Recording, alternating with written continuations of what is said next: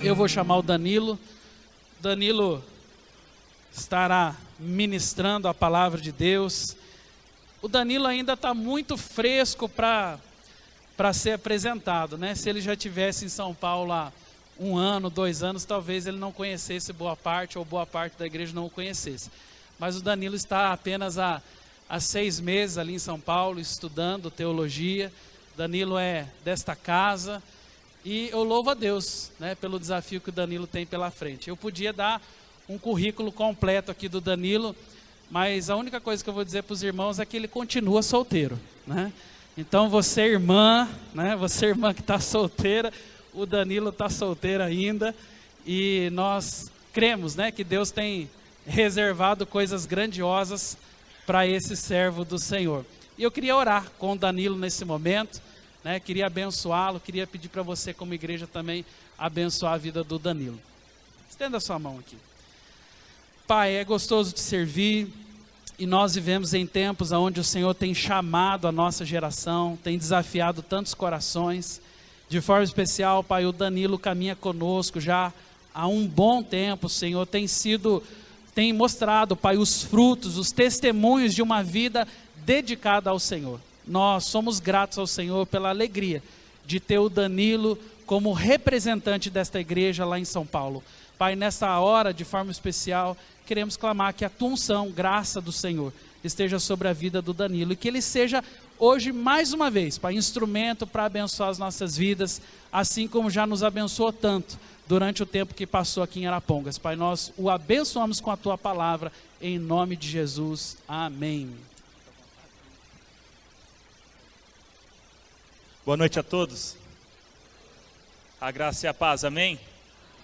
Graças a Deus, é uma alegria muito grande voltar a essa casa, mesmo fazendo pouco tempo que eu fui embora, né? Não é mais minha casa, é minha origem, mas eu amo muitos aqui.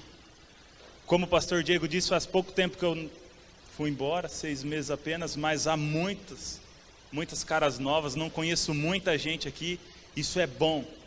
Quer dizer que o reino tem crescido nesse lugar. Eu louvo a Deus por isso. É uma alegria muito grande poder compartilhar de um pouco que Deus tem falado comigo. O que eu vou compartilhar com vocês hoje é algo que Deus tratou comigo lá no meu quarto, lá no Pombal. Acho que talvez o pastor Diego lembre um pouco.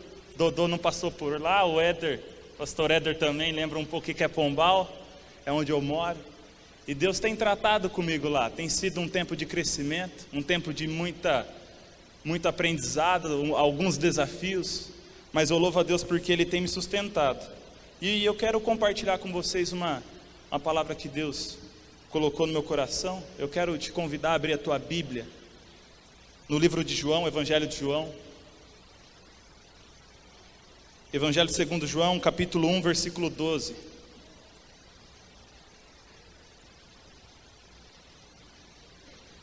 Enquanto você abre a tua Bíblia, eu quero desejar a todos, ou melhor, direcionar o abraço do meu pastor lá de São Paulo, o pastor Alexandre.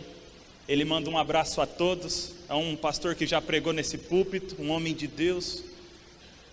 É mais um testemunho que eu posso dizer sobre o cuidado de Deus sobre a minha vida.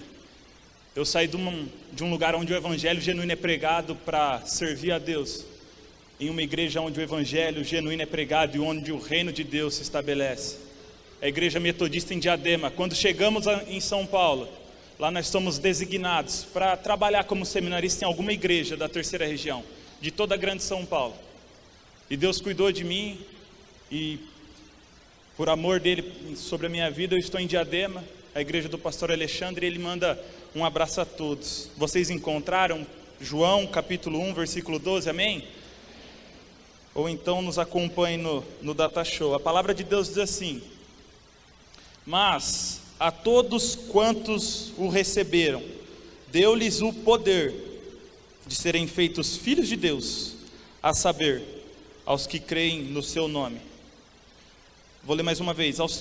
Mas a todos quanto receberam, deu-lhes o poder de serem feitos filhos de Deus, a saber, aos que creem no seu nome. Feche teus olhos mais uma vez. Pai, Deus, nós te agradecemos pela tua presença, Pai, pela tua fidelidade, pela tua obra, Deus, nas nossas vidas. Pai, agora nós nos colocamos diante do Senhor e clamamos pela tua graça. Pai, eu clamo que a tua graça venha sobre mim, me capacite, Deus, a transmitir a tua palavra da mesma forma que o Senhor falou ao meu coração. E eu clamo a Deus da tua graça na vida de cada irmão meu, de cada irmã minha que vai me escutar essa noite, para que o coração, ó Pai, deles estejam abertos para a tua palavra. Pai, toca, ó Pai, cada íntimo aqui esta noite. Em nome de Jesus, Pai amado, eu clamo, Deus, que o teu propósito se cumpra por inteiro. Pai amado, que tudo aquilo que o Senhor planejou, que o Senhor predeterminou, Pai amado, para este culto, para esta reunião, se cumpra em nome de Jesus. Amém, graças a Deus. Eu gosto muito desse texto. Ele está ali no início do Evangelho de João, um dos evangelhos que eu mais gosto também, porque ele é um pouco diferente dos outros. Traz mais clareza, ele relata alguns fatos do ministério, da caminhada de Jesus, que nos outros evangelhos não nos mostra. E no Evangelho de João, o início dele é bem diferente dos outros evangelhos. Ele vem falando sobre a divindade de Jesus. Ele fala sobre um Jesus que estava presente desde a criação. Um Jesus que estava junto com Deus na criação do mundo. Ele continua dizendo que ele veio para os seus, mas os seus não o receberam. Então ele vem com esse versículo. Ele diz bem assim: mas a todos quanto receberam, deu-lhes o poder de serem feitos filhos de Deus. Assim diz a minha versão, que é a atualizada de Almeida. Eu não sei qual versão de Bíblia você usa. Talvez a palavra, em vez de poder, na tua versão esteja direito, mas tem o mesmo significado. O que o evangelista nos diz? Ele nos diz que quando nós aceitamos a Jesus, nós ganhamos um poder, um direito. Cara, isso é muito sério. É muito sério. Por quê? Porque vai além de mudar de religião. Muitas vezes nós pensamos assim: poxa, eu vou aceitar Jesus, eu vou mudar de religião. Não, não é mudar de religião. É algo muito maior. Deus nos concede um poder. E nós podemos falar de vários atributos desse poder, mas eu gosto de resumi-lo em uma palavra. Eu gosto de usar a palavra graça para resumir esse poder que o Senhor nos dá. Graça é o que nós recebemos quando aceitamos a Jesus nas nossas vidas. Quando nós temos um encontro com Jesus, um encontro que marca a nossa existência. Quando nós conhecemos um Jesus que transforma histórias, não um Jesus mitológico, um Jesus especialista em transformar história, em restaurar lares, em trazer vida. Ele vai além de restaurar, ele traz vida. Quando nós conhecemos esse Jesus, ele nos dá graça. Uma palavra tão simples, uma palavra de 5 letras, mas que tem um significado gigantesco. Eu poderia passar a noite inteira aqui falando sobre graça, mas eu quero trazer apenas alguns atributos que a graça nos traz. Algumas coisas que a graça nos concede. A primeira coisa que a graça nos concede, que eu queria destacar com vocês essa noite, é salvação. E talvez seja a mais conhecida de todos nós. Poxa, o que a graça de Deus me dá? Poxa, a graça de Deus me dá a vida eterna ao lado do Pai. É verdade. Esse é um dos atributos que a graça de Deus nos concede. É a vida eterna. É saber que após a morte nós temos uma vida eterna ao lado do Pai. Acho que cada um de nós imagina o céu de uma maneira diferente. Eu gosto de imaginar o céu, um lugar assim, talvez 20 graus, um ar-condicionado ali 20, 21, Wi-Fi sem senha. Todo domingo o Santos ganha do São Paulo, como hoje, não é difícil. Do Corinthians, do Palmeiras talvez. Talvez a tua imaginação de céu seja diferente. Oi? Talvez o teu desejo de céu seja diferente. Talvez você deseje muita Coca-Cola, muito churrasco, sei lá, talvez. Enfim, talvez você tenha o seu desejo do céu, mas a Bíblia diz que no céu não haverá mais choro, não haverá mais pranto, não haverá mais dor, e que o próprio Deus enxugará dos nossos olhos toda lágrima. É essa descrição de céu que tem na palavra de Deus, sabe? É isso que a salvação nos reserva. É a certeza de uma vida eterna ao lado de Jesus, onde não haverá mais pranto, que o choro que haverá nas nossas vidas, eu imagino ser de felicidade de estar ao lado do Pai, e que o próprio Deus enxugará dos nossos olhos. Sabe, é isso que é salvação. Mas é só apenas um atributo da graça de Deus. Muitas vezes nós concentramos a graça de Deus em apenas salvação. Mas graça de Deus é sim salvação, mas não é somente salvação. Outro atributo que a graça de Deus tem é o fato de nós entrarmos para a família de Deus. Como a Bíblia diz, deixa bem claro, o poder de sermos feitos filhos de Deus. É como eu disse, quando nós aceitamos a Jesus, nós não mudamos de religião. Quando eu aceito a Jesus, eu não deixo de ser umbandista para ser cristão, eu não deixo de ser espírita para ser cristão, não. Eu passo a ser filho de Deus. É uma mudança de identidade, uma mudança de natureza. É algo muito maior do que mudar de religião. Jesus não chamou ninguém, na Bíblia, lendo a Bíblia, Jesus não chamou ninguém de crente, Jesus não chamou ninguém de cristão, Jesus chamou o povo de filho. É filho, é mudança de natureza, sabe, vai além de mudar de religião, é diminuir o Evangelho, é diminuir a obra de Jesus nas nossas vidas. Quando você aceitou Jesus, você não mudou de religião, você mudou de natureza. Você passou a fazer parte da família de Deus, isso é tremendo. Não diminua isso para uma religião, não. Nós fazemos parte da família de Deus. E esse atributo da graça, ele anda juntamente com o outro, que é a liberdade do pecado. Como nós entramos para a família de Deus, a natureza pecaminosa que havia em nós já não existe. Agora em nós existe uma natureza santificada. Ou melhor, tem que existir, nós temos que fazer com que ela cresça em nós, cada dia mais e mais, através das nossas atitudes, das nossas escolhas, do que nós alimentamos. Liberdade do pecado, quando nós aceitamos a Jesus, nós não dependemos mais de circunstâncias, de pecados, para que a nossa felicidade seja plena. Ou melhor, o pecado não traz felicidade plena para ninguém. O pecado não traz felicidade, o pecado traz prazer.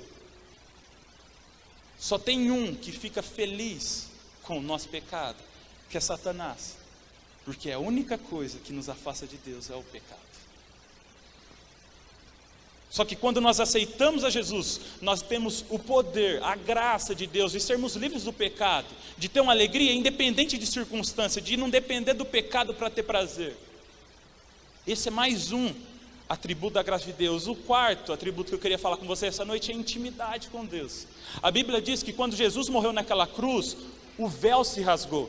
Poxa, mas que loucura que é essa que o véu se rasgou? Isso se nós olharmos no Antigo Testamento, a palavra de Deus diz que quando Deus deu, vamos dizer assim, a planta do tabernáculo para Moisés, Deus mandou que Moisés colocasse um véu separando o santo lugar dos santos. Ou seja, não era qualquer um que poderia entrar na presença de Deus, não. Era só os sacerdotes para oferecer sacrifício uma vez no ano. Quando Jesus morreu, o véu se rasgou. Nós hoje temos acesso à livre presença do Pai. Nós temos acesso à presença de Deus, a hora que a gente quiser. A gente entra no nosso quarto e fala assim: Pai, pronto, Deus já está ali. É tão bom, não é tão bom? Tá aqui no culto, adorando a Deus, sentir Deus tão pertinho, é bom demais. Sabe o que é isso? É graça. Mais uma coisa que Jesus conquistou naquela cruz no nosso lugar, é graça.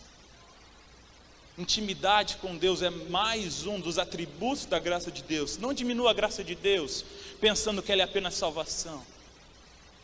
Ela tem muitos mais benefícios para mim e para a tua vida. Cabe a nós conhecê-los. Não são só esses 4 que eu trouxe outro. São atributos que fazem da minha e da tua vida algo diferente. Olhando para isso, nós podemos ver que quando nós aceitamos a Jesus, nós temos algumas vantagens. Como a própria Bíblia relata, nós temos um poder diferente daquelas pessoas que não aceitam a Jesus. A nossa fragilidade, a nossa pequenez, que é tão insignificante, se torna relevante com o poder de Deus atuante nas nossas vidas. A nossa insignificância parece que talvez cresça com o poder de Deus sobre nós. Nós não somos tão fracos, nós não somos tão vulneráveis. Por quê? Porque o poder de Deus, a graça de Deus está sobre a minha e sobre a tua vida. Pensando nisso, eu lembro de um filme. Às vezes Deus fala comigo vendo filme, acontece. Eu lembro de um filme onde um menino era bem magrinho, ia para a escola, tinha sempre um valentão, sempre tem um valentão nos filmes, e esse valentão batia nele, e ele gostava de uma menina, e esse valentão sempre batia nele, e ele era um coitado, era um zero à esquerda. Assim como nós somos quando não conhecemos a Jesus, zeros à esquerda. Só que uma vez ele vai em uma excursão com o colégio, sei lá, em um laboratório científico, e naquela excursão, ele é picado por uma aranha. E com aquele acontecimento, aquela picada de aranha, ele começa a sentir efeitos no seu corpo. Ele percebe que alguma coisa mudou, tem alguma coisa diferente com ele. E ele começa a soltar teia, e ele, sei lá, ele fica esquisito. E ele percebe que depois daquela picada de aranha, ele adquiriu poderes. Ele falou, aquele valentão nunca mais vai bater em mim. Eu vou ajudar os outros, talvez eu não sei o que eu vou fazer com todo esse poder. Então a família dele, ele morava com o tio e com a tia, percebe que alguma coisa mudou. E o tio dele vai ter uma conversa com ele. Eu queria pedir para o Marcos passar o próximo slide.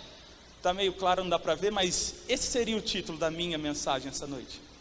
É a frase do tio Ben para o Homem-Aranha. É engraçado, né? Por isso que eu falei, Deus falou isso comigo no Pombal. Com grandes poderes, vem grandes responsabilidades. Sabe, até agora eu falei para vocês sobre o poder, sobre a graça de Deus nas nossas vidas, mas não é esse o foco da minha mensagem. Porque, cara, Deus usou esse homem para falar com o Homem-Aranha, para falar comigo, para falar com você. Com grandes poderes, vem grandes responsabilidades. Cabe a nós entendermos quais são essas responsabilidades que nós temos mediante a graça de Deus sobre as nossas vidas.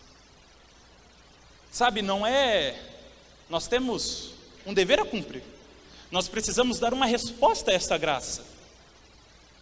Não podemos pegar todo esse privilégio, é demais. Se pararmos para pensar, assim como eu disse, se eu fosse falar de graça, dá para fazer um seminário de 1 mês falando de graça. Deus é bom demais. Ele nos deu muitas coisas. A melhor coisa que eu já fiz na minha vida, 25 anos de vida, foi aceitar Jesus. A minha vida mudou. Eu posso falar que foi a melhor coisa que eu já fiz na minha vida. Isso me trouxe muitas coisas boas, muitas mesmo. Seria muito egoísmo da minha parte pensar que isso era só para mim. É sobre isso que eu quero falar com vocês essa noite. Sobre as nossas responsabilidades diante da graça de Deus que está sobre a nossa vida. A primeira responsabilidade que eu quero destacar com vocês é esta, que está no Data Show: amor ao próximo. Eu quero te convidar a abrir a tua Bíblia no mesmo Evangelho de João, capítulo 15, versículo 17.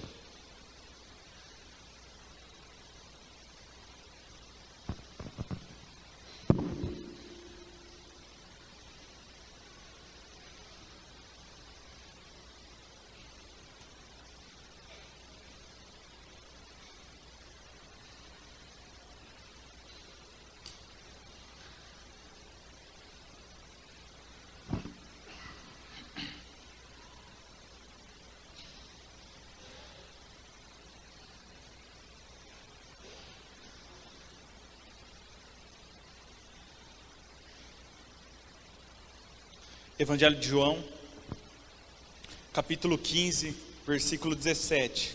A palavra de Deus diz assim: isto vos mando, que vos ameis uns aos outros. Jesus nos disse: isso vos mando, que vos ameis uns aos outros. Jesus não nos dá uma sugestão, Ele nos dá uma ordem, que nós devemos amar o nosso próximo. Certa vez ele foi questionado por um fariseu, qual que era o maior mandamento de todos. Mas aquele fariseu só queria testar Jesus, queria encontrar uma falha no mestre. E Jesus responde a ele, que era amar a Deus sobre todas as coisas. E Jesus já emenda, mas o segundo, semelhante a este, é amar o teu próximo como a ti mesmo. É mandamento, amar o nosso próximo como a nós mesmos. Só que, não de palavras, mas na prática. Hoje nós vivemos em uma sociedade extremamente individualista. É impressionante. Cada vez mais o ser humano pensa em si mesmo. Isso não está longe de nós. É no nosso meio. É dentro da igreja. Seria hipocrisia da nossa parte dizer que não. Mas precisamos lutar contra isso. Porque quando Jesus disse que o primeiro mandamento era amar a Deus, e o segundo, semelhante, é amar o próximo, é porque os dois caminham juntos. Não tem como fazer um diferente do outro. Não tem como fazer um sem fazer o outro. No mesmo evangelho, se você está com tua Bíblia aberta, você só vai alguns versículos para frente, é no 12, ou então tá ali no Data Show. Jesus ele especifica um pouco mais de como que tem que ser esse amor ao próximo. Ele diz bem assim: o mandamento é este, que vos ameis uns aos outros, assim como eu vos amei. Jesus nos manda amar o nosso próximo assim como Ele nos amou. Não é para que nós morramos na cruz pelo nosso próximo, não. Não é isso que Jesus quer dizer. Aí eu paro para pensar, mas como amar o nosso próximo como Jesus nos amou? Quando Jesus morreu na cruz, uma das últimas palavras dele foi: Senhor, perdoa-os, eles não sabem o que fazem. Quando aqueles homens chicoteavam Jesus, Jesus sabia que estava morrendo por eles. É desse amor que Jesus está falando, um amor independente da atitude da outra pessoa para conosco. Há algum tempo atrás, nós fizemos um trabalho de campo lá na faculdade, onde nós tínhamos que pesquisar uma situação limite, e o nosso grupo escolheu trabalhar com pessoas de rua, e nós fomos a um albergue lá na Grande São Paulo. Uma experiência forte, marcante. E em uma entrevista com um dos coordenadores do albergue, ele disse assim, porque a pergunta-chave do nosso trabalho era: como podemos ver do amor de Deus com estas pessoas? O coordenador do projeto falou assim: aqui nós estamos sujeitos a várias coisas. Pessoas aqui nos xingam a nossa mãe, nos ameaçam, todos os dias. A gente vem para cá sem saber o que vai acontecer. Eu vejo o amor de Deus nisso da seguinte forma: é fácil amar quem nos ama, difícil é amar quem nos odeia. E nós trabalhamos aqui por amor a estes homens.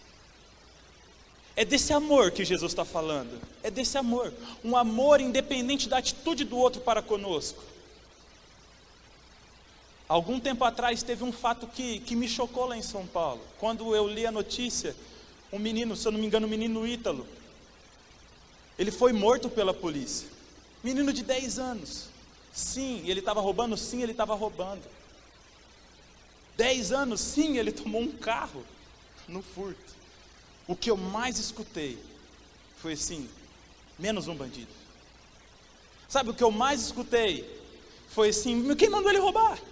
E sabe, eu não escutei isso em qualquer lugar não. Eu escutei lá no meio onde eu vivo. Uma faculdade de teologia, onde quem não é pastor está estudando para si. Sabe, é assim que muitos de nós pensamos. Menos um é bandido. Era o que Jesus falaria para aqueles homens, se ele pensasse como nós, se ele não amasse o próximo como ele deseja que nós amemos. Era o que ele falaria. Se o sentimento que habita em nós habitasse no coração de Jesus, será que Jesus falaria assim: Pai, perdoa-os, eles não sabem o que fazem? Ou será que Jesus mandaria cair fogo do céu e consumi-los? Sabe, é esse tipo de amor ao próximo. amar independente da circunstância, olhar para a vida daquele menino e falar assim, ele errou, mas Jesus morreu no lugar dele, Jesus tem um plano para a vida dele. Esse é o amor ao próximo que Jesus quer que nós tenhamos. Sabe, eu não consigo admitir cristão, pessoa que conhece a Jesus, ser a favor de pena de morte. Eu não consigo entender. Eu não consigo entender. Onde que está o amor ao próximo? Se fosse assim, Jesus ia mandar matar todo mundo. Jesus nos fala, amai uns aos outros assim como eu vos amei. É esse nível de amor ao próximo que nós temos que buscar viver todos os dias. Não podemos nos conformar com nada que não seja isso. Amar os outros, independente das atitudes deles para conosco. Esse amor é entender que um depende do outro. Buscar viver isso de uma forma real, de uma forma completa. Fugir da religiosidade. Porque conviver no meio gospel, participar de cultos, de cela, nos tornam religiosos se nós não tomarmos cuidado. Como a história do bom samaritano, quando Jesus também indagado quem era o próximo, Jesus conta aquela parábola que todos nós conhecemos do bom samaritano. Tanto o levita quanto o sacerdote nem se lixam por o fato daquele homem estar semi-morto no chão. Quem o ajuda é um samaritano, um homem que diante dos judeus era mal visto. Por isso que Jesus usa a figura dele. Precisamos tomar cuidado com a religiosidade. Eu quero pedir para o Marcos pular o próximo slide. Pode pular, pula esse, Marcos. Isso. Eu quero falar um pouco dessa filosofia africana, algo bem... Eu conheci um pastor lá em São Paulo, eu fui a um culto onde ele pregou, e ele falou um pouco dessa filosofia africana, Ubuntu. Ubuntu, o que é isso, Danilo? E eu fui ler um pouco sobre. É uma palavra, assim como saudade é uma palavra exclusiva do idioma português. Ubuntu é uma palavra exclusiva de alguns dialetos da África, inclusive da África do Sul. Ubuntu, ele quer dizer generosidade, irmandade, amor ao próximo, humanidade, fraternidade, coletividade. Ubuntu é muito mais que uma palavra, é uma filosofia. Foi muito usada por Mandela, outro metodista, na luta contra o apartheid. Ubuntu é a consciência que nós dependemos dos outros para sermos quem nós somos. Desmond Tutu, um arcebispo anglicano, ele diz bem assim, uma frase dele: sou o que sou graças ao que somos todos nós. É entender que todos nós dependemos um do outro para vivermos felizes. Tem uma história que diz que um antropólogo estava na África do Sul estudando um pouco sobre a cultura e a vivência daquele povo, e ele, ao término do seu estudo, uma das últimas experiências, ele coloca um cesto cheio de doces a uma certa distância. Ele estava com um grupo de crianças, mais ou menos como está aí na imagem, e ele reúne aquela criançada toda e fala assim: o primeiro que chegar no pote de doce vai ganhar. Aí conta a história que todos eles deram as mãos e foram até aquele pote de doce. Chegaram lá e todos desfrutaram dos doces, e aquele antropólogo ficou olhando para eles assim, sem entender, e falou: por que vocês fizeram isso? Aí diz que um deles falaram assim: Ubuntu, tio, Ubuntu. Nós não poderíamos sermos felizes enquanto o nosso semelhante, o nosso amiguinho estivesse triste. Precisamos viver esta filosofia de vida, entender que o nosso bem-estar, sim, depende do bem-estar do próximo, que nós dependemos do outro para vivermos bem. Isso vai totalmente na contramão do sistema no qual vivemos, onde nós olhamos para o nosso umbigo e falamos assim: se eu estou bem, o resto que se lixe. Amor ao próximo é entender que o bem-estar como um todo é importante para a minha e para a tua vida. Amém?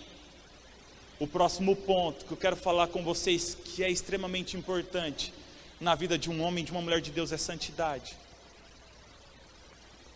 Santidade.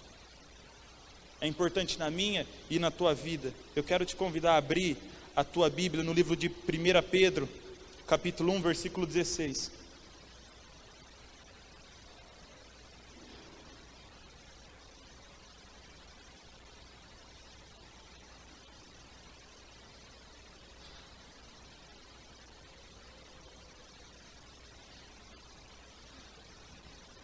Primeira Pedro, capítulo 1, versículo 16.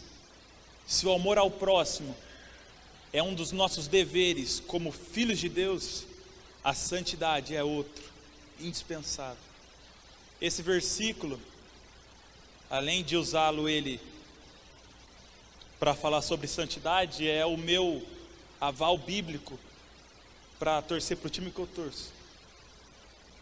A palavra de Deus diz assim: sede santos, porque eu sou santo. Jesus nos diz: sede santo, porque eu sou santo. Santidade é indispensável na vida de um homem e de uma mulher de Deus. Eu tenho certeza que aqui está todo mundo careca de saber que santidade, santo, quer dizer separado. Tenho certeza aqui que, vamos dizer assim, o beabá, todo mundo sabe. Poxa, santidade, com Jesus temos que viver em santidade e tal. É isso aí mesmo. Só que muitas vezes o que nós fazemos? Nós colocamos o pecado numa escada de valores. E também nós, por conveniência nós falamos: isso é pecado, isso não é. Pelo nosso desejo, pela nossa vontade, nós fazemos com que uma coisa seja pecado e a outra não, sabe? Hoje nós temos, vamos dizer assim, uma aversão sobre as igrejas onde o evangelho tem sido pregado de uma forma diferente. Eu chamo de evangelho transgênico. Já ouvi falar de prostituição do evangelho. Esses dias, investindo o meu tempo no Facebook, eu li Evangelho, gostei muito do irmão que postou Evangelho, é verdade, Evangelho. Sabe por quê? E nós olhamos para os irmãos que estão vendendo todo e quanto é tipo de objeto nas igrejas. Tem até sabão em pó agora. Tem sabão em pó. Esses dias eu vi a mesa da revelação. Cara, a gente olha para estas coisas e nós ficamos indignados. Nós falamos assim: aonde isso vai parar? O que estão fazendo com o evangelho que Jesus nos ensinou? Só que nós devemos tomar cuidado, porque nós estamos fazendo a mesma coisa. Nós estamos prostituindo o evangelho de uma forma diferente. Estamos tornando, ou tentando tornar o evangelho mais atraente. Um evangelho que seja mais aceitável às pessoas. Um evangelho com jeitinho brasileiro. Sabe, um evangelho onde não é necessário renunciar a algumas coisas. Não, vem para Jesus do jeito que você está e pode permanecer assim mesmo. Nós estamos tentando tornar o evangelho mais atraente, para atrair as pessoas, e estamos esquecendo de falar, pregar, combater o pecado. As primeiras palavras de Jesus, inclusive eu acho que eu coloquei esse texto nos slides. O próximo slide é o texto onde Jesus fala assim, foram as primeiras palavras do ministério de Jesus. Jesus fala assim: arrependei-vos, porque está próximo o reino dos céus. Jesus não falou de amor, Jesus não falou de salvação, Jesus não falou de céu. Jesus falou: arrependei-vos, porque é chegado o reino dos céus. Precisamos entender isso, sabe? Estamos negociando princípios, estamos rebaixando o evangelho, enquanto Jesus nunca fez isso. Jesus falava assim: se você quer me seguir, negue-se a si mesmo, toma a tua cruz e siga-me. Jesus nunca rebaixou o nível do evangelho para que as pessoas o seguissem, não. Ele pregou arrependimento. Sabe, hoje em dia nós não estamos querendo abrir mão das coisas que nos dá prazer, mas que desagrada o coração do Pai. Estamos tentando levar a vida com Jesus e coisas que desagradam o coração de Deus juntos, simultaneamente. Não simultaneamente, eu vou na igreja, mas eu vou na balada. Não simultaneamente, eu vou na igreja, mas eu vou no boteco beber. Arrependei-vos, porque é chegado o reino dos céus. Foram as primeiras palavras de Jesus. Santidade é indispensável. Às vezes nós pensamos, santidade é não transar fora do casamento, santidade é não matar, é não roubar, é não adulterar no meu casamento. Não, santidade é lutar contra todo pecado, contra tudo aquilo que desagrada o coração de Deus. E eu tenho certeza absoluta, que ninguém precisa de um pastor, de um líder, de ninguém falando o que é pecado e o que não é pecado para ninguém. Todo mundo sabe. Não precisa de uma cartilha do que é pecado ou não. O que está acontecendo hoje é que nós estamos nos conformando com este século, assim como Paulo falou em Romanos 12.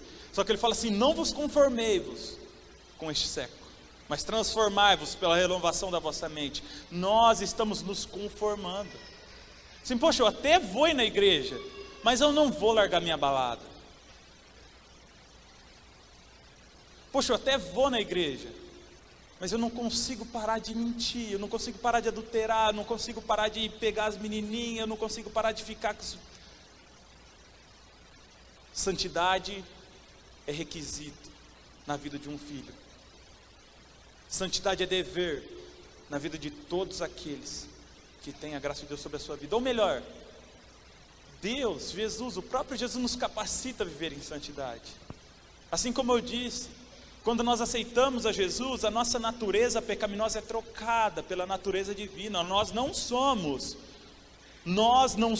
mais escravos do pecado. Não somos. A graça já nos libertou. Em Cristo nós temos a vitória sobre o pecado. Em Cristo. Jesus já nos libertou. Basta nós decidirmos a viver em santidade. Precisamos tomar cuidado para não fazer do evangelho, assim como muitas igrejas aí fora que nós condenamos, fazem. Só que talvez nós estamos fazendo de uma maneira diferente, de uma forma diferente, mas muitas vezes nós fazemos isso. Santidade é indispensável. Jesus, ele disse assim: vinde como estáis, vinde a mim os que estáis cansados e sobrecarregados, e eu vos aliviarei. Tomai sobre vós o meu jugo, e aprendei de mim, que sou manso e humilde de coração. Tomai sobre vós o meu jugo. Ou seja, tem um jugo sim servindo a Jesus. Sabe qual é? Que Ele é o meu e o teu Senhor. Só que hoje nós estamos querendo o quê? Apenas o Jesus Salvador, o Jesus que nos livra do inferno, o Jesus que nos dá momentos agradáveis na presença do Pai, um Jesus que muda a nossa história. Mas nós não queremos o jugo do Senhor sobre as nossas vidas. Nós não queremos ter Jesus como Senhor, alguém que direciona os nossos passos, que muda não apenas a nossa história, mas também o nosso roteiro, os nossos passos. Aquele que quer mudar totalmente a minha e a tua vida. Tem um jugo sim, só que é um jugo divino, um jugo santo. Não é o jugo do pecado que nos escraviza, que nos dá morte, é um jugo que nos dá vida. Precisamos viver em santidade, sem negociar princípio. Sem negociar princípio. A terceira responsabilidade, o terceiro dever de todo filho é a evangelização, é o ide de Jesus. Eu quero te convidar a abrir a tua Bíblia no livro de Mateus, Evangelho de Mateus, capítulo 28, versículo 19.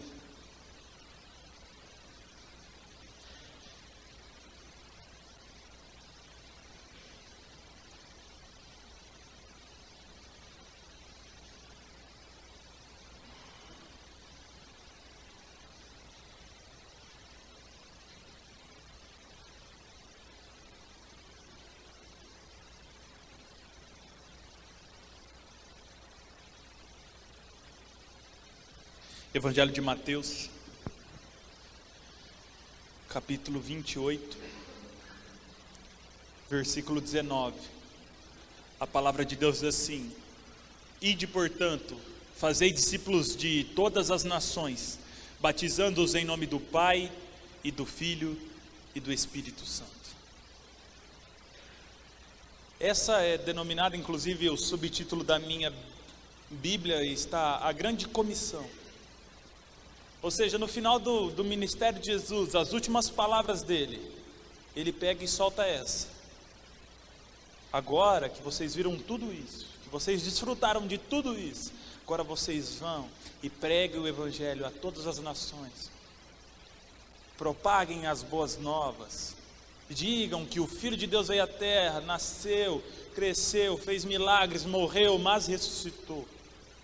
Foram as últimas palavras de Jesus nessa terra. Se eu tivesse a oportunidade de dizer as minhas últimas palavras antes de morrer, para as pessoas que eu amo, com certeza eu diria as coisas de maior relevância para mim. Eu tenho certeza que com você não seria diferente. Se você tivesse a oportunidade de falar, talvez a última frase da sua vida, no teu leito de morte, tenho certeza que seria a palavra mais importante. E foi assim com Jesus. Foi assim com o nosso mestre. Portanto, ide e fazei discípulos. Sabe, gente, eu estou falando tudo isso porque Deus falou comigo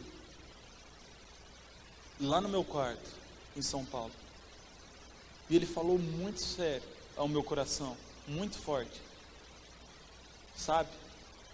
Sobre uma vida de santidade, sobre uma vida de amor ao próximo, muito forte mesmo. Sobre uma vida de pregar o Evangelho, de evangelizar, de falar do amor dele para as pessoas, sabe? Eu olho lá, só tem crente à minha volta. Não é como era aqui em Arapongas. Aqui eu tinha o meu trabalho, tinha o jogo de futebol que eu jogava com os meninos que não eram crentes. Tinha vários lugares onde eu tinha contato com pessoas que não conheciam a Jesus como eu conheço. Parecia mais fácil. E lá eu falava assim: eu vou falar de Jesus para quem? Quem não é pastor, está estudando para ser. Até o jogo de bola só tem seminarista. É difícil. Mas Jesus me pegou. Falou assim: e o cara do podrão, do lanche lá que a gente come? É o podrão. E o garçom da lanchonete, a garçonete do rei do hambúrguer, sabe? Sempre tem alguém. Embora no meu ciclo de convivência não tenha ninguém, mas sempre tem alguém. Todo dia eu estou com alguém que não conhece Jesus. Todo dia eu estou com alguém que não conhece Jesus. Só que nós nos acomodamos. Nós nos acomodamos porque é muito fácil ficar tranquilo. Poxa, Jesus já mudou a minha história. Aí a gente pensa assim: poxa, eu já estou amando o próximo, eu já estou vivendo em santidade, tá bom, errar só nenhuma. Eu entendo essa como a prioridade de Jesus na minha e na tua vida. Assim como eu disse, Ele deixou para o final, era o mais importante. Era o mais importante.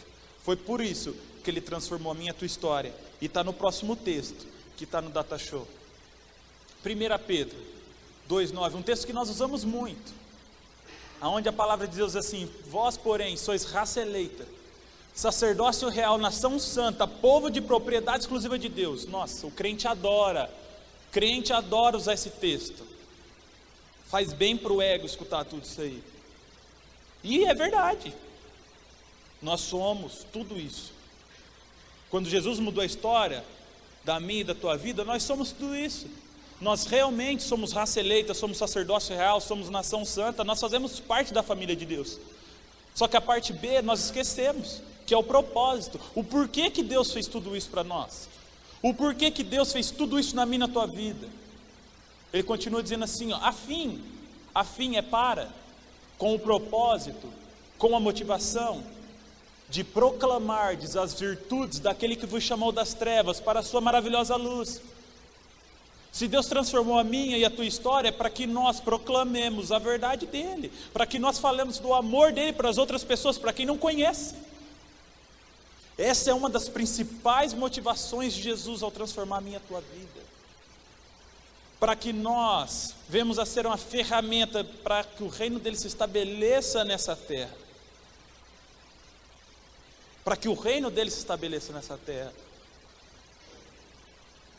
Não é trabalho de anjo, não. É o nosso trabalho. Só que muitas vezes nós gostamos de ficar só eu sou raça eleita, eu sou sacerdócio real, eu sou nação santa, mas para quê que eu sou tudo isso? Qual é que é a motivação? É para que nós proclamemos o Evangelho, para que nós falemos do amor de Jesus que um dia transformou a nossa história. Algo inenarrável, algo, fantástico. É grande demais para que a gente guarde só para nós. Paulo disse assim: ai de mim, se eu não pregar o Evangelho. Paulo entendeu qual é que foi a motivação do encontro que ele teve com o Senhor na estrada de Damasco. Ele falou assim: ai de mim, se eu não pregar o Evangelho. Lá na carta aos Romanos ele diz assim: eu sou devedor do Evangelho, tanto a gregos como a bárbaros, tanto a sábios quanto a ignorantes, eu sou devedor. Eu preciso pregar o Evangelho. Essa consciência tem que estar dentro de mim, dentro de você. Estabelecer o reino de Deus nessa terra é minha e tua tarefa. Não é tarefa de anjos, não é tarefa de Deus, não. É a nossa tarefa. Vemos hoje tanta violência, tanta coisa difícil acontecendo, tanta corrupção. Nós, como filhos, como nós fazemos parte da família de Deus, é a nossa tarefa. Estabelecer o reino de Deus nessa terra, falar do amor dele para as outras pessoas. Falar do amor do Pai. Em Colossenses 1, Paulo nos diz assim, que Cristo em nós é a esperança da glória. Eu costumo dizer, mesmo sendo um trocadilho meio infeliz, eu costumo dizer que Deus investiu todas as fichas dele em nós. Nós somos a última cartada de Deus. Não tem o plano B, não tem. Ele espera em nós, para que o reino dele se estabeleça. É como naquela canção que eu acho linda do Pai Nosso, que antes do refrão nós clamamos: teu reino vem, teu reino vem. E Jesus já veio, Jesus já trouxe o reino, cabe a nós estabelecê-lo. É tarefa nossa, é tarefa nossa. Paulo diz que nós somos a carta de Cristo. Sabe, gente, é tarefa nossa. Eu quero pedir uma ajuda do Ministério de Louvor, da Suzana, dos meninos. Eu já estou encerrando. É tarefa nossa. É muito fácil nós nos acomodarmos no banco da igreja. Sabe, um pastor que eu admiro muito, um grande homem de Deus, que eu ouço várias mensagens dele, que eu leio livros dele, que eu acho que alguns de vocês conhecem, que é o Danilo Figueira. Um grande homem de Deus, começando pelo nome. Ele é muito bom. Vocês tiveram nas casas de paz aí, foi uma visão que Deus deu a este homem. Sabe, ele tem uma frase, que ele diz bem assim, que a igreja dele lá em Ribeirão Preto, é uma igreja linda. Ele diz bem assim, que lá é um lugar de conforto por pouco tempo. Que a missão da igreja dele é confortar os que estão desconfortáveis e desconfortar os que estão confortáveis. É um lugar de movimento. Não é lugar do cristão sentar lá, chegar lá, assistir um culto, ficar sentado, depois ir embora para casa, só voltar no outro domingo para mais uma reunião, não. Lá é lugar de cristãos que entendem o seu papel no reino de Deus. Fala assim, eu tenho o papel de proclamar ao Evangelho. Eu tenho o papel de falar das boas novas, falar da obra de Cristo na minha vida e da obra que Ele tem para fazer na vida de cada um. Esse é o meu papel, é proclamar as virtudes daquele que me chamou das trevas para uma luz, aquele que mudou a minha vida, aquele que restaurou a minha família, o meu casamento, sabe? Esse que tem que ser a minha e a tua postura dentro da igreja. Não é só chegar, sentar, escutar 3 ou 4 músicas, ouvir uma boa palavra, não. Nosso papel é no decorrer da nossa semana, com quem for. Sempre tem alguém precisando de uma palavra. Sempre tem alguém precisando escutar assim, olha, Jesus mudou a minha história, Ele pode mudar a tua também. Sempre tem alguém.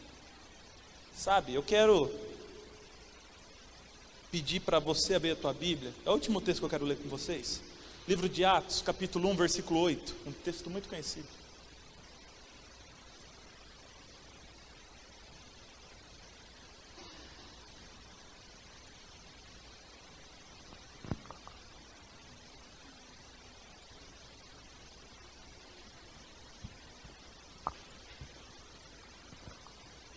Atos 1:8, um texto muito conhecido de todos nós, onde a palavra de Deus diz assim, Jesus falando, pouco antes dele subir para a glória, voltar ao ladinho do Pai, ele diz bem assim, mas recebereis poder, ao descer sobre vós o Espírito Santo, e sereis minhas testemunhas, tanto em Jerusalém, como em toda a Judéia e Samaria, até os confins da terra. A primeira vez que Jesus fala do Espírito Santo aqui, ele fala assim, olha, vocês receberão poder ao descer sobre vós o Espírito Santo.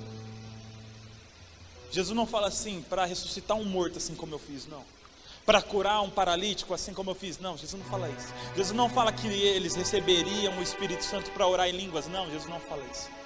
Jesus fala assim, vocês receberão poder para ser minhas testemunhas. Tudo isso que eu falei é lindo, é maravilhoso, é nosso. São dons de Deus para mim e para a tua vida, é lindo. Temos sim que buscar e desfrutar, orar em línguas, orar e os enfermos se curarem, orar e ressuscitar, por que não? Jesus falou que aquele que crê nele, fariam obras que ele fez e outras ainda maiores. Temos que sim crer e buscar isso. Mas a primeira vez que Jesus fala do Espírito Santo, ele fala que nós receberemos o poder do Espírito Santo nas nossas vidas, para que nós fôssemos testemunhas. E que importância que nós damos a isso? O Espírito Santo de Deus está sobre nós, para que nós testemunhemos do amor dele para as outras pessoas. Não é apenas para orar em línguas, para sentir um arrepio, não. É para ser testemunha. É para pregar o Evangelho, para falar do amor dele às outras pessoas. Sabe, gente, Jesus me confrontou demais no meu quarto com essa palavra, porque é fácil demais se acomodar na realidade que eu vivo. É fácil demais desfrutar da graça e esquecer das minhas responsabilidades em meio a um seminário. É muito fácil, só tem crente. Talvez eu tenha parecido um pouco duro essa noite. Tenha certeza que comigo foi muito pior lá no meu quarto. Papai me pegou de jeito. Por quê? Porque ele disciplina quem ama. Ele não disciplina quem não é filho. Ele disciplina quem ama. Ele disciplina quem ama. Sabe, nós temos sim que desfrutar de todos os atributos da graça. Temos que desfrutar dos privilégios que ser filho de Deus nos dá, mas nós temos que entender das nossas responsabilidades. Eu quero te convidar a ficar em pé neste instante. Quero te convidar a ficar em pé. Sabe, eu comecei essa palavra falando sobre os privilégios da graça de Deus, que está sobre todos aqueles que aceitaram a Jesus um dia. Eu quero te convidar a fechar os teus olhos e pensar nisso. Sabe, tudo aquilo que eu falei sobre os atributos da graça de Deus, sobre todos os presentes que Deus nos deu a partir do momento que nós cremos no nome dele, a partir do momento que nós aceitamos aí. E pense também nas responsabilidades de Jesus que está sobre a minha e sobre a tua vida, diante do privilégio de ter a graça de Deus sobre nós. Talvez você me escutou dos 25, dos 30 minutos para cá, sem entender nada, porque talvez fale assim, poxa, mas eu não tenho o privilégio da graça sobre a minha vida. Poxa, eu ainda não sou nem filho, eu nem aceitei Jesus ainda, eu nem recebi Jesus na minha vida. Talvez você não tenha desfrutado dos atributos da graça que eu aqui listei. Se você se sente assim, eu quero te convidar a levantar a tua mão. Se você nunca aceitou Jesus na sua vida, se você está aqui e você fala assim, eu nunca aceitei Jesus na minha vida, eu nem tenho essa graça, eu nem tenho o poder de Deus sobre mim, eu quero te convidar a apenas levantar uma das suas mãos. Se você nunca aceitou Jesus na sua vida e você não desfruta dessa graça, eu quero te convidar a levantar uma das tuas mãos.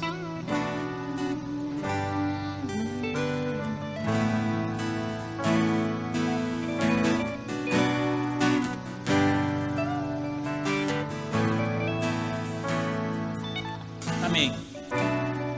Agora eu quero falar com todos. Se você, enquanto me escutou pregar aqui, falou assim: poxa, eu tenho errado, eu não tenho amado ao meu próximo assim como Jesus me amou. Sabe, talvez você me escutando, você falou assim: poxa, eu não tenho sido santo assim como Jesus deseja que eu seja santo. Talvez você me escutando, você fala assim: poxa, eu tenho deturpado o evangelho para torná-lo atraente e aceitável a mim. Ou talvez você não tenha falado do amor dele para as outras pessoas.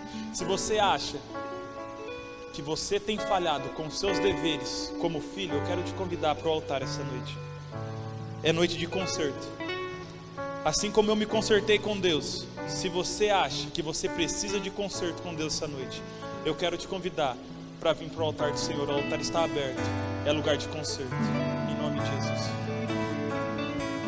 Amai-vos uns aos outros, sujeitai-vos uns aos outros. Aquele que quiser ser o primeiro, sirva todos.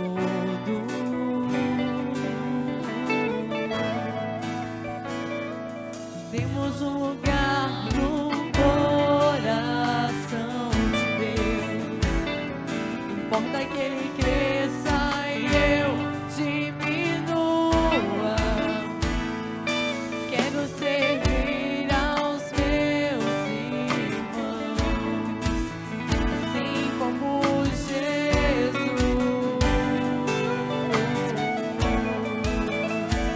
Temos que ser como o Pai em Cristo é. Temos que ser para que o mundo creia que o Pai o enviou. Temos que ser como o Pai em Cristo é. Temos que ser para que o mundo creia que o Pai nos enviou. Temos que ser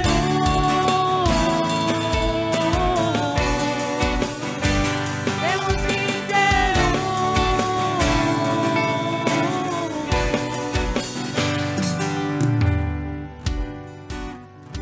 Deus, amado Deus, nós te agradecemos pelo privilégio da graça. Pai, pelo teu poder que está sobre as nossas vidas. Pai, obrigado porque o Senhor nos alcançou, o Senhor nos achou, Pai, porque o Senhor mudou a nossa história. Pai, realmente nós te agradecemos. Pai, amado Deus, mas assim, ó Pai, junto com os meus irmãos, nós nos achegamos a Ti e te pedimos perdão, Pai, por todas as vezes que nós negligenciamos, ó Pai, as nossas responsabilidades como filhos. Pai, amado, toda indiferença que nós temos diante do nosso próximo, ó Deus, diante de todos os nossos pecados, Pai amado, nosso conformismo, Pai amado, diante de uma vida talvez promíscua, Pai, nos perdoa. Deus, nos perdoa, Pai, em nome de Jesus, por todos os nossos erros, Pai. Deus, por todas as nossas falhas. Pai amado, nos perdoa, Deus, por muitas vezes nos omitirmos, ó Pai, diante da propagação do Teu Evangelho. Pai amado Deus, assim como o Senhor falou ao meu coração aquela noite no meu quarto, Pai, Deus, eu tenho certeza que o Senhor falou a vários corações aqui esta noite. Deus, eu clamo que em nome de Jesus, cada coração arrependido encontre um lugar de perdão. Pai amado Deus, em nome de Jesus, que esse arrependimento gere frutos, ó Pai, gere mudança. Pai amado Deus, em nome de Jesus, eu clamo que nenhum filho teu, Pai, nenhuma filha tua saia daqui, ó Pai, com sentimento de acusação, com sentimento de peso, Pai amado, mas eu clamo que todos saiam daqui, ó Pai, com o sentimento de terem sido perdoados, Pai amado, desfrutarem, ó Pai, no lugar de perdão no teu trono, Pai amado Deus, em nome de Jesus, toque-nos, ó Deus, em nome de Jesus. Pai amado, eu clamo, nos ajude a desfrutar da Tua graça, ó Pai, com excelência, para vivermos, ó Pai, de uma forma, ó Pai, que agrada ao Senhor, Deus. Deus, em nome de Jesus, Em nome de Jesus, Pai, nós te agradecemos, Deus. Senhor Deus de autoridade e Deus de poder. Pai, aqui está o teu povo, Pai, respondendo à graça redentora de Jesus Cristo. Pai, eu clamo a Ti. Pai, nos faça homens e mulheres, Pai, comprometidos com a santidade. Homens e mulheres, Pai, comprometidos com o amor ao próximo. Homens e mulheres, Pai, apaixonado pelo perdido e disposto a anunciar o Evangelho do Reino. Pai, de maneira especial, obrigado pela vida e pelo discernimento do Danilo. Pai. Obrigado pela palavra Tua através dele. Pai, agora frutifica essa palavra, Pai, e que nossos corações possam multiplicá-la em cada canto dessa cidade, Pai. E cada irmão meu, cada irmã minha, Pai, vai entrar em casa hoje, Pai, vai entrar, Pai, nas empresas, vai entrar, Pai, nas faculdades, nos colégios, na indústria, no comércio amanhã, possa levar a graça, o poder e a redenção de Jesus Cristo. Eu abençoo a semana do teu povo, que o amor infinito de Yahvé, o Pai, a graça maravilhosa de Jesus Cristo, o Filho, que a comunhão e o consolo do Espírito seja com você, meu irmão. Repouse agora sobre a tua vida e esteja com todo o povo de Deus, hoje e para todo o sempre. Amém, amém. Vai na bênção, vai na paz. Deus te abençoe. Temos que ser como Pai